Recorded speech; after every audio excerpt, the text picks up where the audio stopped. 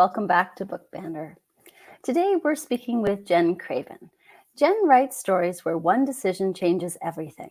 Her latest novel, aptly titled Her Daughter, takes two deeply connected families on the ride of their lives when one decision presents them with a very sharp left turn. Please welcome Jen to Book Banter. Hello. Hello again. Thank you for having me back. I am so happy to have you back and to talk about your latest novel because it's fantastic and gripping, and it's the kind that if you could block out 4 hours and sit down and just read, that's what you want to do. I know. Those are the type that I like to read. And so that's what I like to write too, because, I love when I hear readers saying that they couldn't put it down. Oh, absolutely. It's funny actually, because I was at just about the point where the sharp left turn takes place and I got sick and I slept for 3 days and didn't have, and all I could think about was I need to pick up that book again. So I highly recommend blocking off a weekend and just diving in, especially, when we're in that transition from winter to spring, and some days are nice and some days are not nice. So yes, it's absolutely. It's a great, great read. So let's talk about that gorgeous cover. Yes, thank you. So for everyone to see, I love this cover. It came out from my publisher when I saw it, and it I gasped because I thought that the colors popped so well, the blue and the yellow title, like the balance of the little taglines. So I'm real happy with it. And the taglines are fantastic too. Yeah, you don't know your daughter's secret, but someone else does. Yes. And that little crack in the globe is like the crack of the perfect, iconic American family. Yes. Book Couture, I think, does really great covers. And, I feel like you can tell like a Book Couture book when you see the cover, but this one really stands out to me. And I just think that it captures everything about the book, like the family, the domestic life, but it's kind of in this bubble and there's a crack. So that things are kind of crumbling around them. Absolutely. It's actually one of my favorite covers of 2024. Oh, I love it so much. It's just, and usually because I'm usually drawn to like reds. Okay. And stuff. So with the blue and the yellow, I was like, oh, that's fantastic. That's nice to see something different, and but spot on. Like, just definitely. I agree. The title too. Yes. So this was actually my working title and they kept it, which I was surprised. I think I might have had it like Her Daughter's Secret or something like that. And they kind of shortened it, but I think it's even better. It's like punchy. And then you kind of don't really know, because the two protagonists are two best friends. And so when you see the title, you're sort of like, well, which woman is it talking about?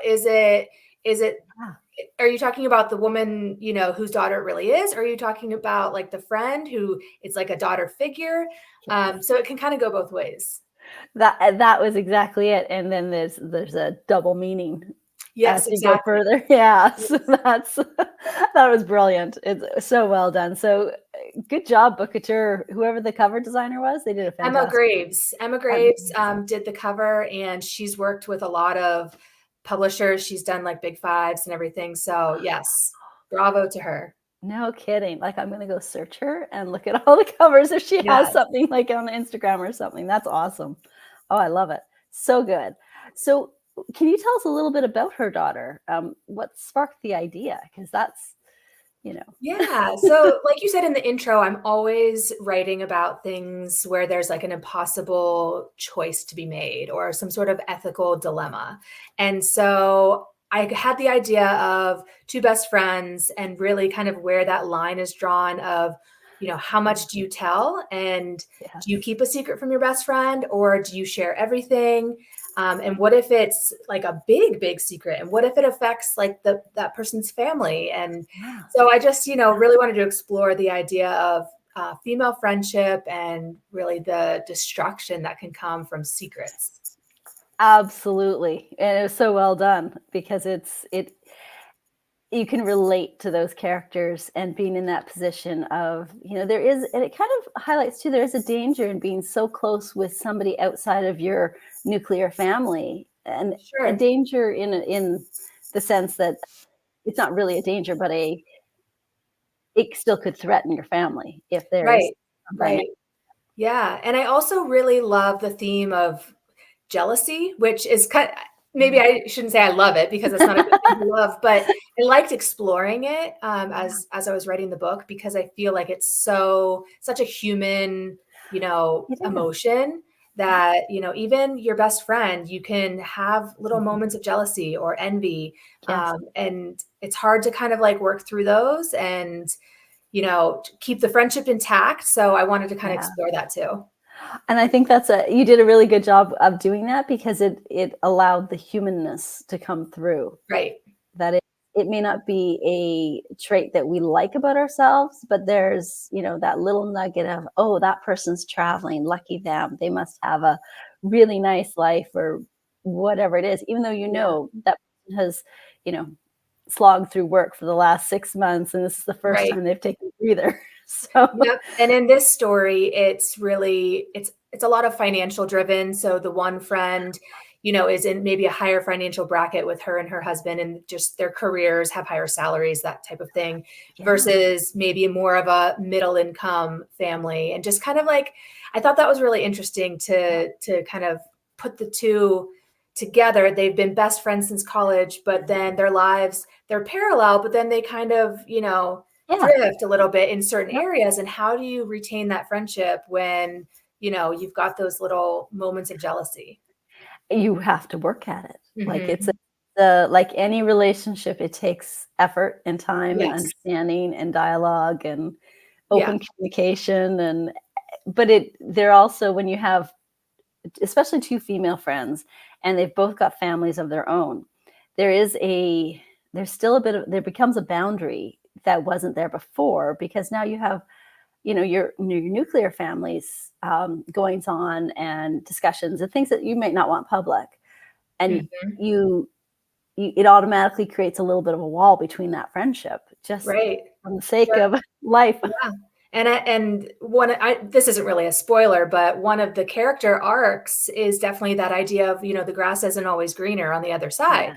So it's appreciating what you have and, not Yes. always seeking for more or wanting more. It's just sort of like, being happy and being content Yeah, in your own life. absolutely. And I think that's probably the best thing anybody can do anywhere is, Hmm. the way to feel happy is to feel grateful for what you have. Yes. And it's not an external thing that just gets bestowed on you with X amount of income or a new house or a new car or anything like that. Although maybe a new puppy, you could like literally, you could buy happiness with a new puppy, but but that's short lived too, because then the True. puppy needs to be trained. Yes. So, but it is an internal thing. That's a really good point. So one of my favorite things about your novel is how I found myself torn between both sides of the situation. And I suffered right alongside with them on every page. When you set out to write conflicting but necessary to the story opposing views, do you begin in a place of one side being true, or do you set out with both sides being equal in your Yeah. mind? I try to see both sides as I'm writing, and this is true for my last book, The Baby Left Behind, because it's similar in Yes. the sense that there were two very kind of polarizing, perspectives, and readers were kind of like, "I'm on this side. No, I'm on this side." Yeah. And part of me likes that in a book because that creates suspense, it creates tension and that kind of thing. And But I discussion. also wanted readers to be able to see both sides. Maybe you see yourself like, well, I think I would do this, or I would align more with this character, but I can still understand why the other one did what she did, Yeah, kind of thing. Do you know what I mean? absolutely. So I Yeah. love the whole like, what would you do scenario. As a reader, I think Yeah. it's fascinating to ask yourself, like, what would I do if I was in this situation? So Oh, I try yeah. to present both sides fairly equally and then let the Oh, yeah. readers make their own choice. Absolutely. They're definitely very equal, which makes it hard to make a choice. Yes, Like, like, I wouldn't wanna be in either one of their shoes. right, So but right. at the same time, it's you can understand from each perspective. You can understand some of their knee-jerk reactions. They're very three-dimensional, real characters that Right. you plucked out of, suburbia and and put on the page. And which is really, I think it's interesting to watch how the intricacies of how they tiptoe around each other when they have to is Yes. also very. When I was writing, I tried to put myself in their shoes, both of them, and Okay. just Yeah. sort of say, because they're roughly around my age, roughly in the same like phase of life with ages of children, that type of thing. Yeah. And, I even said to myself, like, well, what if my best friend did this? Or, Yeah. what if my best friend was acting this way? Like, how would I respond? And, that kind of stuff. So Mhm. not every character you write is exactly you, but they do No, say that there's a little piece of an author in every single character of theirs. I agree with that. Yeah, I totally agree with that because I think that it's, it may not be your most fond side of yourself, Right. but there's a little nugget of truth, and it all depends on which bucket of hot water you're in. Exactly. Human nature that's what's fascinating about telling stories, is that Yes. we get to delve into human nature and why people do the things they do. And And I that's love hearing from readers after they finish my books of saying like, I wanted, this character to get the happy ending, or I wanted the baby to end up here, or I wanted them to be together or not, or whatever. And, why didn't you? And it's like, well, because I'm the author and I can write the book, but yes. it's sort of my vision. And then it is never really like a truly happy ending. It's sort of just like, I always say I like to write hopeful endings. Yeah. Yeah. And it's funny. Hazel Gaynor actually taught me that years ago, where your story can be not necessarily the typical happy story, but as long as there is a thread of hope Yes. throughout, that creates a satisfying story. Right. And I Yep. And I think, think that's a big difference. yeah, yeah, because I'm with you. I prefer the satisfying ending to the happily ever after. Right. I have a hard time with everything being totally fine, all Yeah. wrapped 'Cause up with that's a just not bow. real life. No, no, the dishwasher still needs to be emptied. Right. Like life goes on, right? Like Exactly. and that's, I think that you do that well. And so I like that. Thanks. I think I've read every book of yours but one. So I didn't read Blair Street. Okay. Yes. That's the only one I haven't read. And each one I love for different reasons. Hmm. So I still think my favorite is Best Years of Your Life, though. That one, oh, it has I have a soft spot in my heart for that book because I feel like it was kind of when I took a new leap as an author and Yeah. really was like stretching my writing chops. And it was I learned a lot about self-publishing with that book. Oh, And, I bet. Yeah. so Yeah. yeah. Yeah. That's I think the one that sticks. I still think about it. I still think about how I didn't see that complication coming. And Yes. I can usually spot the complication pretty early on. Oh, I love that. So that was the one that really caught me off guard and left me kind of gobsmacked afterwards. Yeah. But and in Her Daughter, I could see the red flag went up for me pretty early. Yeah. But that's all. I think that's also because of life experience. So I've Okay. known people like that. In my earlier drafts, I think it was even more obvious, Oh, and my interesting. editor came back and was sort of like, "Why don't we try to, like, hide this a little bit more?" Yeah. And even after revisions, I still do think that, the red flags wave a little bit heavier in this book than maybe in some others where the plot Yeah. twist kind of comes, like, out of, like, nowhere. Yeah. I think if you're a Yeah. smart reader, you may see the twist coming in Her Daughter, although, Yeah. although I have heard from a few readers who said, like, that they didn't. So, They didn't see but, that. but I don't think that's not like a thing that's gonna ruin the book, because even if you No. think it's coming, and even if you end up being correct, then it's the fallout of it. Yep. It's that's satisfying to see Right, you don't want to ever talk down to a reader. right. But there's a good way to surprise them, and there's also a good way to give them like a crumb trail along the way, right? Mhm, mhm. And I think that I actually think that writing your books in different ways in that way, with this one having a bit of a trail. It just shows your talent as a writer to be able, because it's a different kind of structure and it's a different kind of story, right? Yeah, with the foreshadowing and just making Yeah. sure once you get to the end, you're like, okay, now it all clicks. Like, Yes. all the little crumbs, like you said. Yes. And that's the thing. Those are probably the biggest pet peeves I had. If I'm reading and there's a loop that's not closed, Okay. I Yeah. go back to it and I think over and over again, why isn't that loop closed? Because the brain likes it Right. when things are complete. Yes. So, Yep. mine just tends to obsess on silly things that are out of my control. So, so I have to say that you have so much talent for making your characters leap off the page, fully formed, realistic people. Did you find any particular character easier or more fun to write when you were writing her daughter? I guess in this one, there's the two best friends. They have some similarities, but they're very different in terms of career paths and priorities and that type of thing. And I really related to both. Rachel is kind of like more of that hands-on mom. She's very involved with the kids, like school and PTO and all that kind of stuff. So I can relate to that, being like in that age with young kids. Yeah. But then her best friend Monica is very career driven and also struggles with like balancing, Yeah. professionalism and mom life. And so I can relate to that too. Yeah. So I really kind of pulled a little bit of myself and plucked them down into both of the characters. I wouldn't say one was more fun. I think they were just both sort of different, and I really tried to tap into those personalities. That makes sense. Yeah. I find that sometimes the one character flows easier depending on the scene you're writing. So Definitely. they kind of Yeah.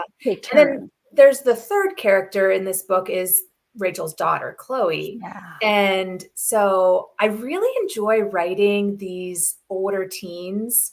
I Yeah. also had a 19-year-old character in Best Years of Your Life. And Yeah. I think it's because I used to teach at university. So I'm familiar with that demographic, and I can really kind of picture that character, the college student, that type of thing, and their mannerisms and what they're thinking, and all of that kind of stuff. My kids in real life are younger than that, so I can write the young kids really well. But then I like writing this 18, 19, 20-year-old character. So I thought Chloe was kind of fun to write.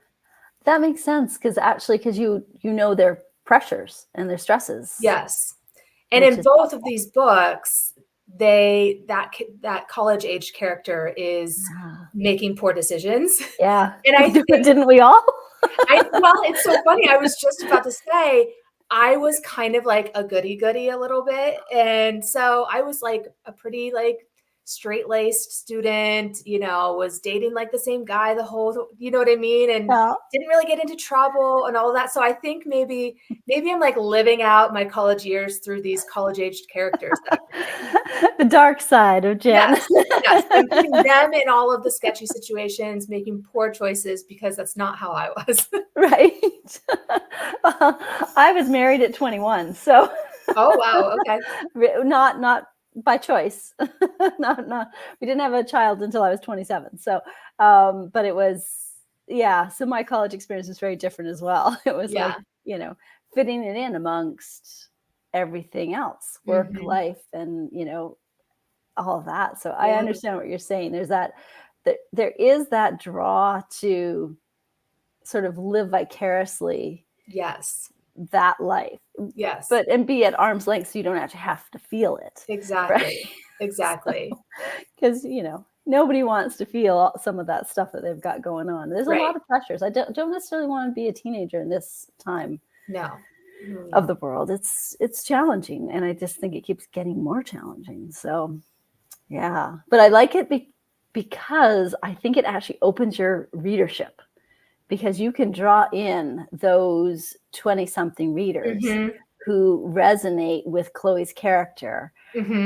But also, it's this crossover of educating both the parents and the teenagers in this way of here's what the other side might be feeling or Yeah, where they're coming yes. from. And in my earlier drafts, Chloe actually had a few more chapters. Like her Oh, POV was a little bit stronger, and my editor actually wanted me to kind of decrease that a little bit, like not interesting. eliminate her completely. But I think to your point of like that crossover, we Yeah. wanted to make sure it was definitely marketed towards adults and Right. didn't have any sort of like, is this a YA, or whatever.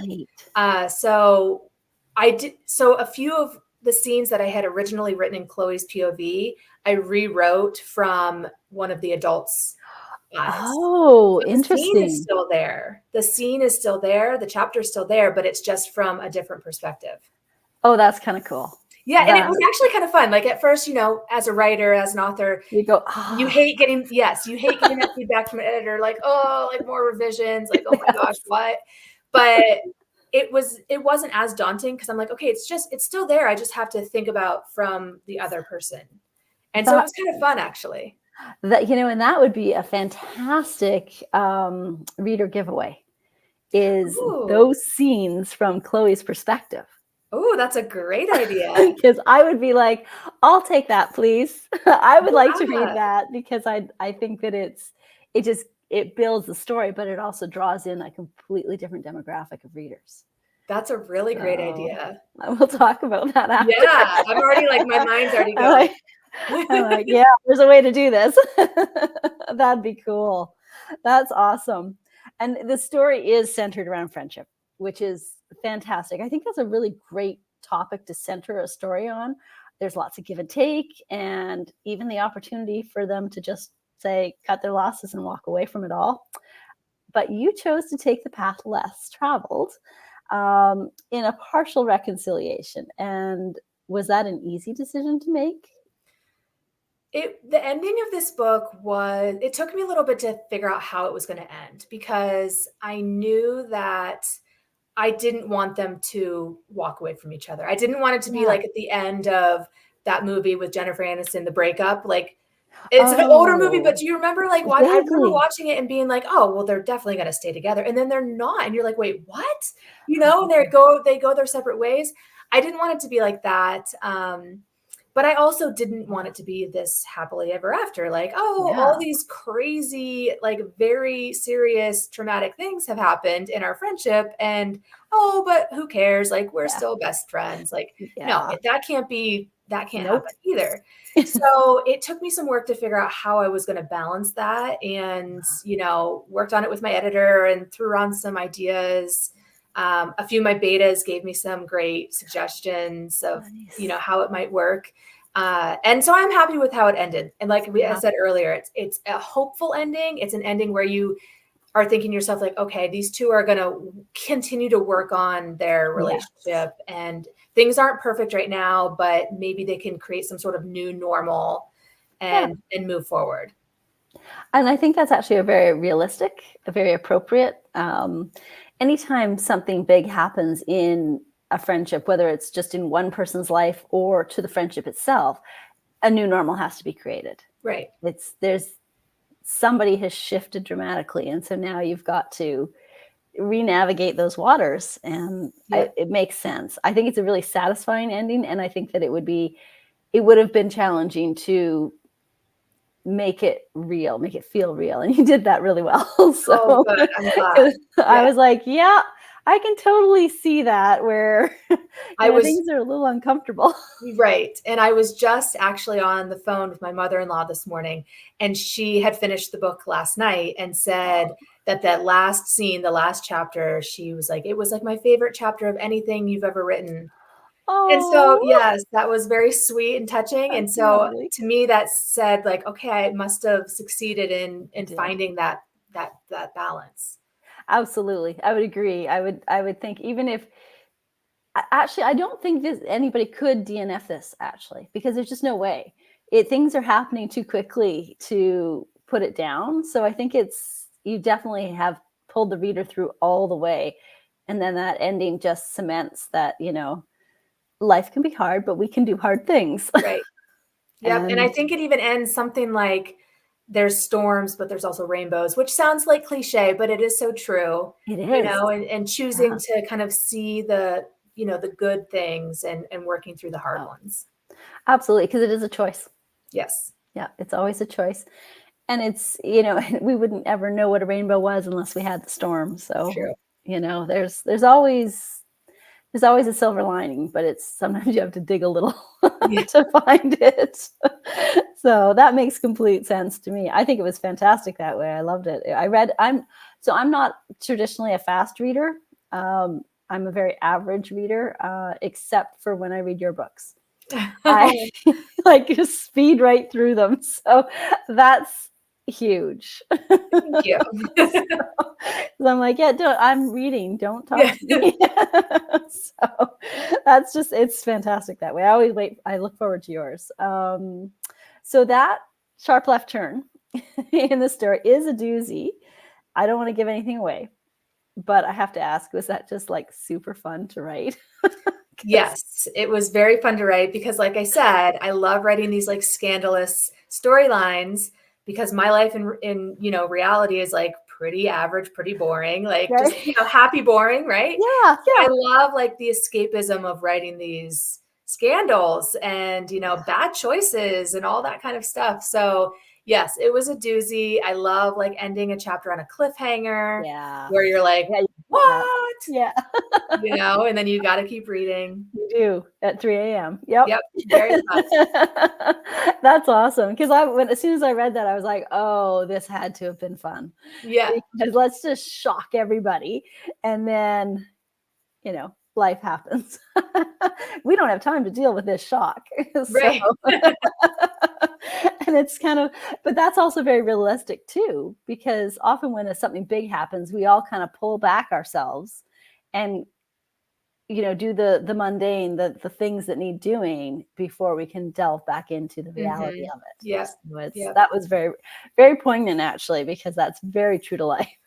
And sometimes it's difficult to write the true aspects of life Yeah. in a way that's believable. So it's fantastic. I love this. You I don't often reread books, but I can see that there might be a reread here. Oh, that's So awesome. I might actually look at it in audio. I was telling Sharon Peterson, who Uh-huh. I interviewed last month, that as well, that I might get her book out in audio because it was what a palate cleanser and light and easy and such a shift. So, and maybe I'm becoming a rereader. I don't know. Maybe it's just my own drafts I don't like Yeah, to reread. true. I can feel that. It's the hardest part of the job. So her daughter is a fast-paced, twisty, emotional read. When it comes to your reading taste, what types of stories do you reach for?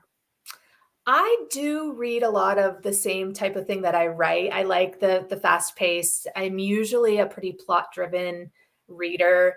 However, I would say that I've been trying to branch out a little bit into genres that I don't normally. I read like a fantasy this so far Oh, this year, which is like not something I usually do. Trying to dabble a little into like more literary fiction if it's a lot of people something a lot of people are talking about. yeah, But generally speaking, my go-tos are plot driven, something kind of fast. I love motherhood stories yeah. where there's, moms and children in those dynamics and that kind of stuff. So I would say probably my favorite read of the year so far is Mercury by Amy Oh, Burns. really? Okay. It's actually set in Western Pennsylvania, which is where I Oh, live, and actually yeah. not far from where I live. So Oh, it was very cool to just read something that like I could pick out the landmarks. I knew exactly what she was talking about, where, like the names of the highways, like all that kind of stuff. So that's always really cool for a yeah, reader. yeah, And just like totally. the small town she was describing. But aside from all of that, it's a fantastic novel. I Oh, would say it's kind of like an upmarket, so it's really in between like okay. commercial and literary, but Yeah.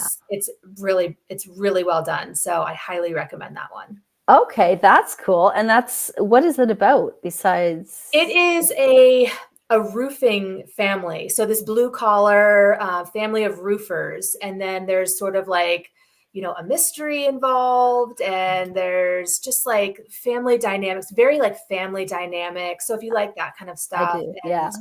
a twist Okay. towards the end. So Okay. I just thought it was great. Really, Oh, really good. fantastic. Mercury. Okay, I'm going to look for that one because Yes. it's one of those. I love family dynamic stories. It took me forever to realize that that's what I wrote was family. It's Uh-huh. about family. That was Yep. the center of it, and the complexity. And Yes. it's not just that one family isn't the same as another.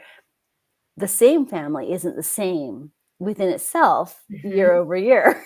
Yes, So absolutely. it's Absolutely. this, as everybody grows and some people push away as they grow older, or some people disappear, or like it's this living, breathing topic. And Yeah, absolutely. yeah, I find it's fascinating. I love it. So what's up next for you? Do you have another novel in the works? I know you have another novel in the works. Of You always have another course. novel in the works. Always another novel, yes. I'm actually querying a project right now to agents and trying to see if I get any bites on that. And if not, then I will indie publish that one again. I Oh, don't know, exactly when, but maybe next year, something like that. okay. But in addition to that project, I'm drafting another book for Book Couture, and we're in contract negotiations right now. So hopefully soon I'll have maybe, a few more books signed with them. And Oh, yeah, nice. it's going to be really That exciting. would be fun. That would be fun. They do produce very good books.